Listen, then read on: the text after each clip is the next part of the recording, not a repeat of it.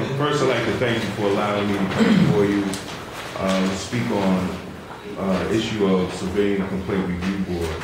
I think I gave everybody the outline last city council meeting, so I'm not going to really get into the particulars because you have everything. I'm just going to talk about the importance of the Civilian Complaint Review Board in the city of Mount Vernon.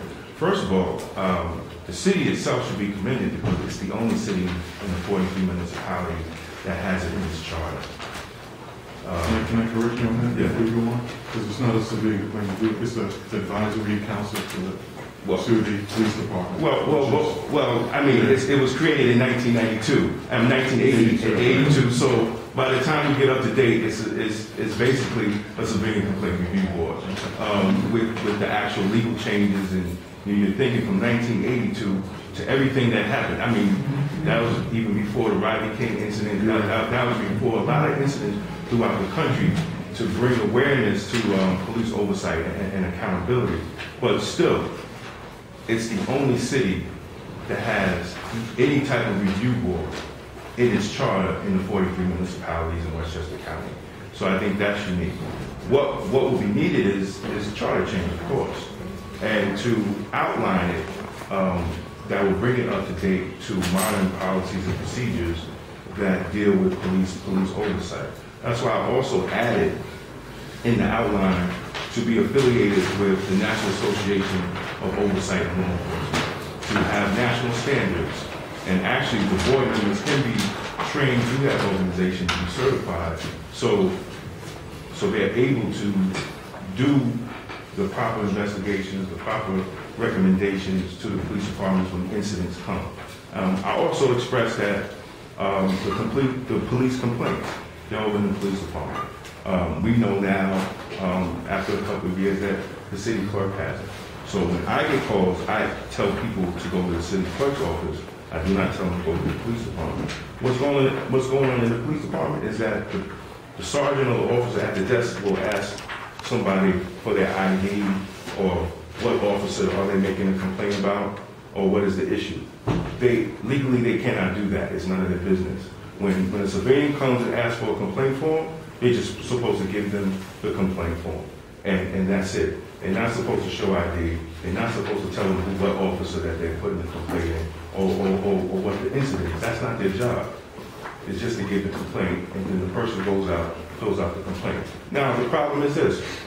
Once they fill out the complaint, who is actually doing the investigation? Right now, we as a city should be saddened that you have somebody in internal affairs that costs the city of Sleepy Hollow $1 million in falsifying reports and police brutality. But he's an internal affairs investigator. So how can I, after reading LOHUD, and that's in LOHUD, after as a citizen, how would I feel having an internal affairs officer that was found guilty of police brutality in another city investigate my case when I'm putting a case on a police officer?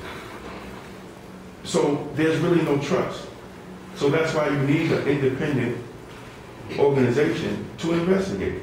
Now, I was on the phone today with Lauren Razor, the former corporation counsel, and she told me to let y'all know that as a lawyer, as someone that works for the city, she is 100% behind an independent civilian complaint review board. The way it has now, it has, I think, the commissioner or police officers. No, it should be totally civilian. Should we talk to the police commissioner? Yes, we should talk to him, but in reality, he should have anything to do with it. It should not. The members of the review board should not be appointed by the mayor, because the mayor also appoints the police commissioners. So it's actually a conflict of interest. So it might be a charter change to bring the appointments from the city council. So then those appointments is coming, has to be a vote. Yes. Question. When, if any time, and does it happen, when does it become, if it does, become a conflict between the civilian review board and the police department, and whose authority would take over from that? I mean, am I expressing that? Right, well, it could be dual. Where is the, It could be dual investigations, and the findings can be brought back to, it's how you want to structure it, to make sure that there's transparency and accountability. It could be dual investigations, because you're going to need investigative staff on incidents, especially incidents of use of force or deadly force. And the recommendations could go to the police commissioner, or if you feel that there's a crime committed, those reports can go to the district attorney's office or the Department of Justice. So, it's all in how the city council wants to put it together, as outline it, with the guidelines. You could use New York City Civilian Complaint Report as a guideline, so to how they operate.